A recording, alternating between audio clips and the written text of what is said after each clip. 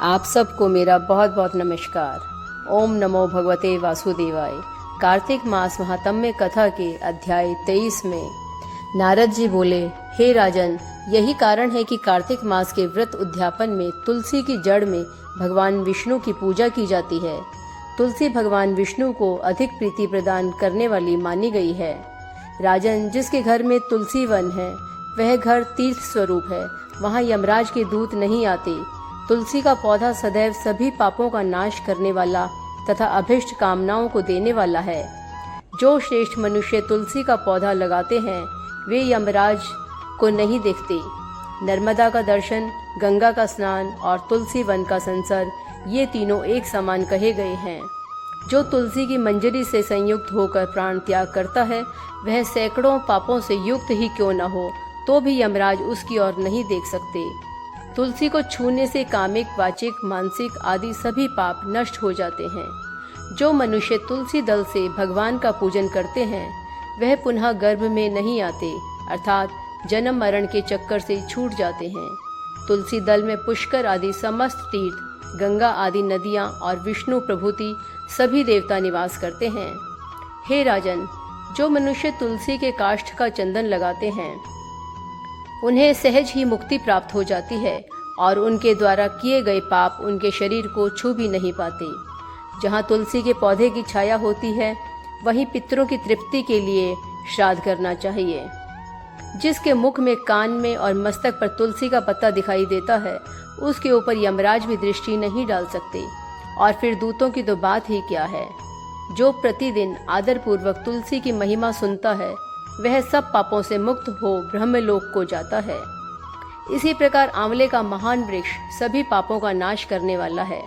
आंवले का वृक्ष भगवान विष्णु को प्रिय है। इसके स्मरण मात्र से ही मनुष्य को गोदान का फल प्राप्त होता है।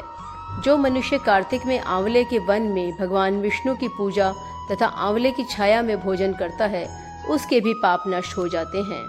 आंवले की छाया में मनुष्य जो भी पुण्य करता है वह कोटि गुना हो जाता है।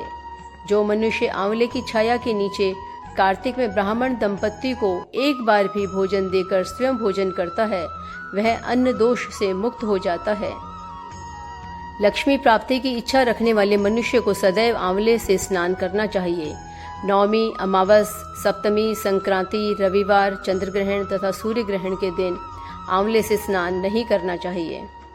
जो मनुष्य आंवले की छाया में बैठकर पिंड दान करता है उसके पितर भगवान विष्णु के प्रसाद से मोक्ष को प्राप्त होते हैं। जो मनुष्य आंवले के फल और तुलसी दल को पानी में मिलाकर स्नान करता है उसे गंगा स्नान का फल मिलता है। जो मनुष्य आंवले के पत्तों और फलों से देवताओं का पूजन करता है उसे स्वर्णमणि और मोतियों द्वारा पूजन का फल प्राप्त होता है। कार्तिक मास में जब सूर्य तुला राशि में होता है तब सभी तीर्थ, ऋषि, देवता और सभी यज्ञ आंवले के वृक्ष में वास करते हैं। जो मनुष्य द्वादशी तिथि को तुलसी दल और कार्तिक में आंवले की छाया में बैठकर भोजन करता है तथा उसके 1 वर्ष तक अन्न संसर्ग से उत्पन्न हुए पापों का नाश हो जाता है।